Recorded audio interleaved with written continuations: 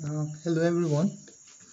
We are working some examples in calculus, and now we're going to start with examples on limits. When you ask to evaluate limit of a function as the variable in that function tends to a particular number, what you ask to do is that what is the value the function is moving towards as the variable is moving towards that number. The essence is that you are not supposed to get to that number. If you get to it, fine, but it's not compulsory that you get to that number. That function must not get to that particular point. But what point is it moving towards? So the first thing you are to do whenever you have to find that limit is to find out first whether the function gets to that number. So like this first example now, you have to find limit as x tends to 1. The function is 4x squared plus 3x minus 1 over 2x squared plus x minus 2. So as x is moving towards 1, how is this function behaving? So first of all, we just substitute x equals to 1. Whenever we see x in the function, we put in 1. So what we have is that 4 into 1 raised to power 2 plus 3 into 1 minus 1 over 2 into 1 raised to power 2 plus 1 minus 2. And when you evaluate that, 4 times x raised to power minus 1, that's 4, plus 3 times 1, that's 3, minus 1. So 4 plus 3 minus 1, that will give you 6. Divided by 2 into 1 raised to power 2 plus 1 minus 2, that's 3 minus 2, that's giving you 1. So the final answer will be 6 over 1. So that means this particular function actually gets to 6 as this variable x is moving towards 1. The function actually gets to 6. It's moving towards 6 and it gets there. So let's check another function. This is another function. We are asked to evaluate as x is moving towards 2. What is the value this function is moving towards? By the time you substitute 2 into this function, you have 2 raised to power 2 plus 2 minus 6. The numerator there will give you 4 plus 2. 4 plus that's 6, 6 minus 6, that's 0. 0 over 2 raised to power 2, that's 2. 4 minus, so we're going to be having 0 over 0. What that particular indeterminate value is giving is that this particular function never gets to a particular value as x is moving towards 2. So, but we still need to find out what value is it tending towards. But it never gets to that value, but what value is it moving towards? So to get that value, what we just need to do is to simplify the function. So when we simplify that, the expansion of the numerator, you factorize the numerator, x squared plus x minus 2 minus 6. You can factorize it to x plus 3 into x minus 2 from our elementary algebra. You're able to factorize that. The product is minus 6 and the sum is plus 1. The denominator is difference of 2 squared, so x minus 2, x plus 2. You observe very well, you see that there is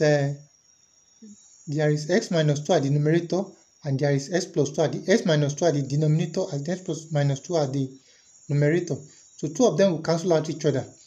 So you'll be having x plus 3 at the numerator and x plus 2 at the denominator. So the limit now, so as x tends to 2, x plus 3 over x minus x plus 2, we just substitute the value of the function now, the value of the variable. So we substitute 2 now. So you have 2 plus 3 all over 2 plus 2. And that will give you 2 plus 3, that's 5, and 2 plus 2 is 4. So that means that as x is moving towards 2, the value of this function is moving towards 5 over 4. But in the actual sense, it never gets to that value, but it's moving towards that value. So that's the implication, that's the essence, that's what you have to do. What value is it moving towards? So it's moving towards 5 over 4 when x is moving towards 2. This is another function now. You have to find out what value is this square root of x plus h minus square root of x over h is moving towards as h is moving towards 0. We substitute that, even putting 0 as the h, substituting for 0 as for h as 0, substituting for h at the denominator will give you over 0. So over 0 makes it impossible. That means it didn't get to that function, it didn't get to that value. But you want to know what the value is moving towards, even though it didn't get to that value. So you simplify. So since this is a ZOD problem, so what you just need to do is you rationalize. What should come to your mind from the idea of ZOD is rationalization.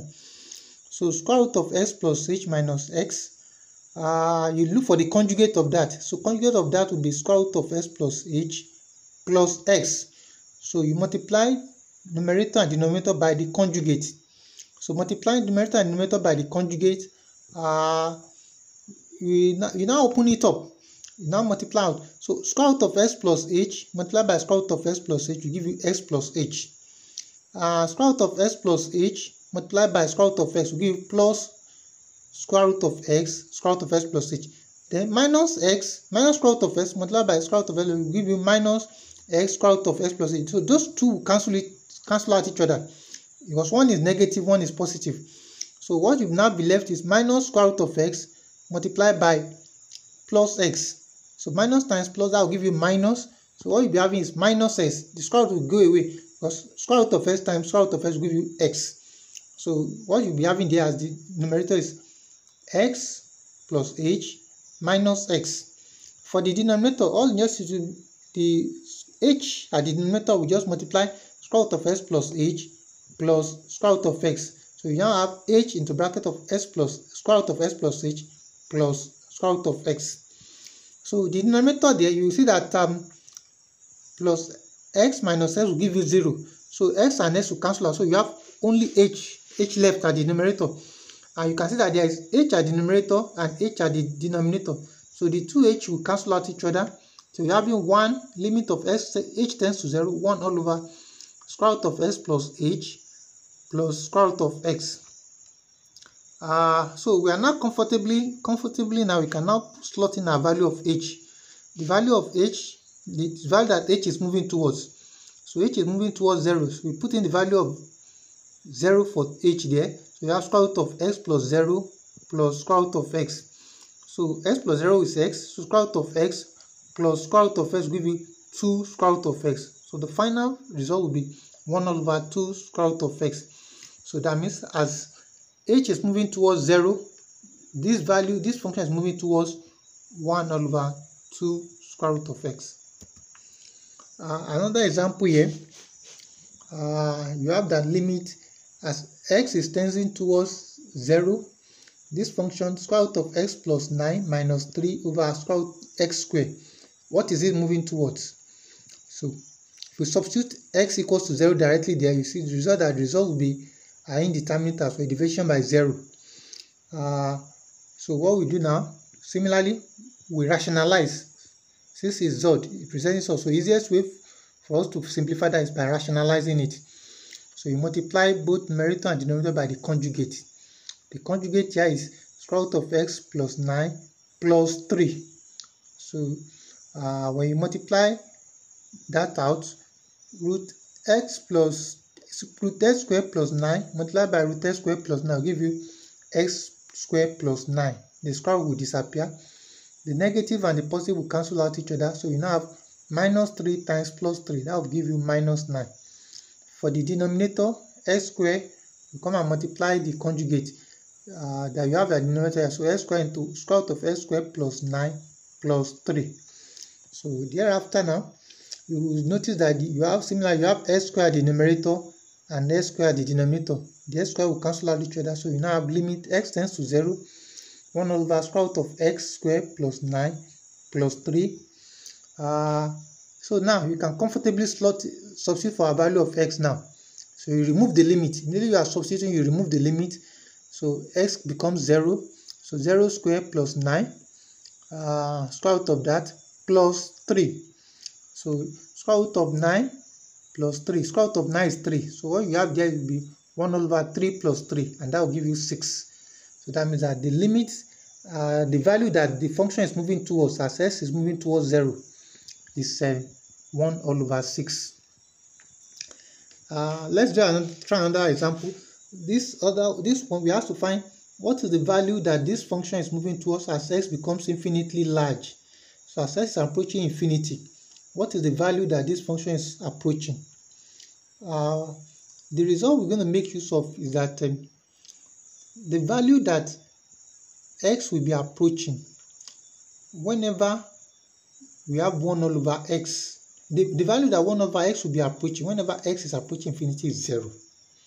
Let's take note of that result. That result has been shown several times, that the value that 1 all over x will be approaching as x is approaching infinity is 0.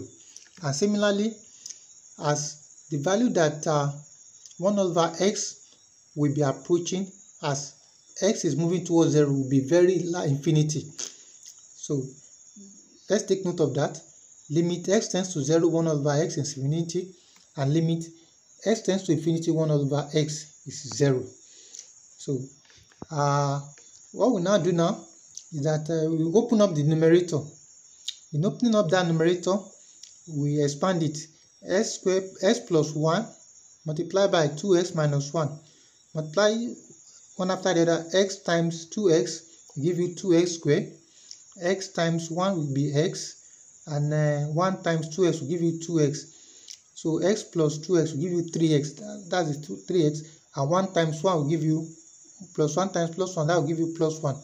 So you have 2x squared plus 3x plus 1 multiplied by x minus 3.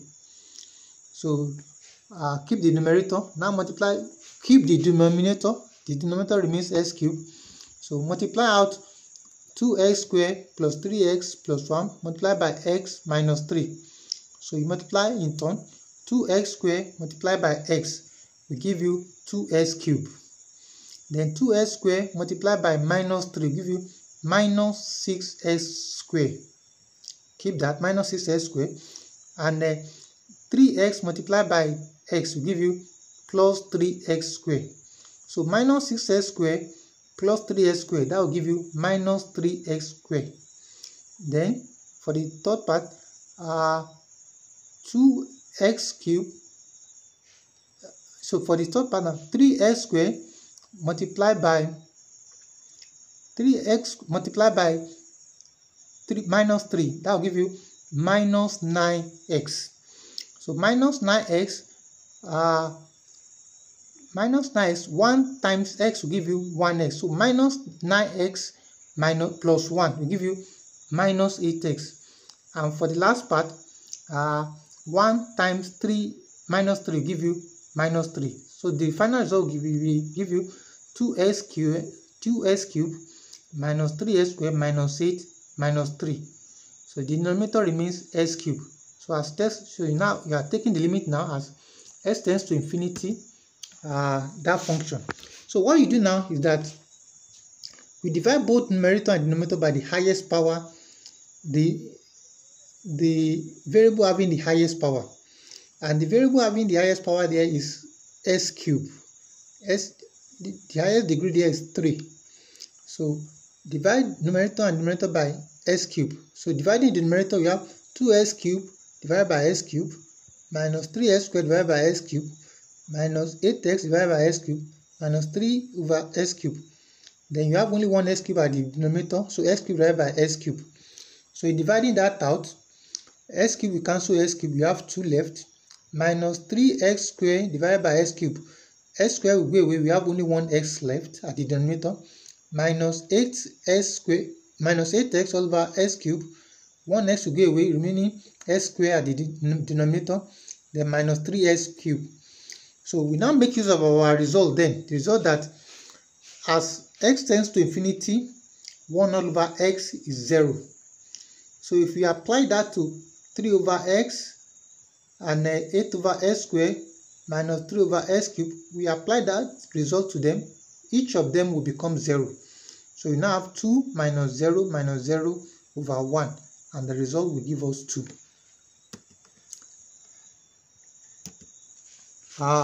So another example we were looking at is a trig function. Limits as theta tends to 0. What will be the value of the function tan 3 theta over theta? There is a result we're going to make use of. The result is that the limit as an angle becomes very small, sine of that angle divided by that angle will give us 1. Limit as an angle becomes very small, it's approaching 0, Sine of that angle divided by that angle must give us 1.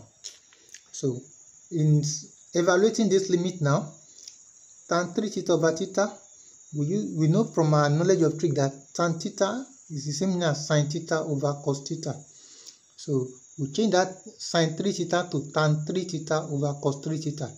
So what we'll be having is limit theta tends to 0, sine 3 theta over theta cos 3 theta. So we now separate it out now. The numerator is sine 3 theta and the denominator is cos 3 theta. We put it aside. So the theta that we have now as theta we have as sine 3 theta. The theta underneath we multiply by 3. As we are multiplying by 3, we are also dividing by 3. The reason why we are doing this is that this result we are using, the result we are making use here, whatever the angle is, the sine of the angle must also be the angle at the denominator. So therefore, we must make sure that the value, the angle we have here to 3 theta must also be 3 theta at the denominator. So in getting that 3 theta here, we multiply 3 limit theta tends to 0 sine 3 theta over 3 theta. So the 3 here will have cancelled this 3. We are introducing the 3 outside there so that it will cancel this 3. We have a factor of 1, so we multiply just by factor of 1. But we want the numerator to be 3 sine 3 theta and the denominator to be 3 theta.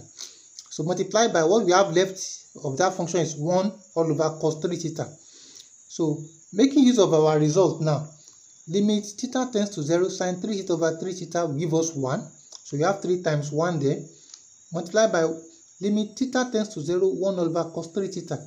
So by the time we substitute our value of our theta to be 0, so we have cos 3 times 0. 3 times 0 will be 0, and cos 0 we all know is 1. So we have 1 over 1. So 3 times 1 over 1 there, the final result will give us 3. And so that's what we have. Thank you.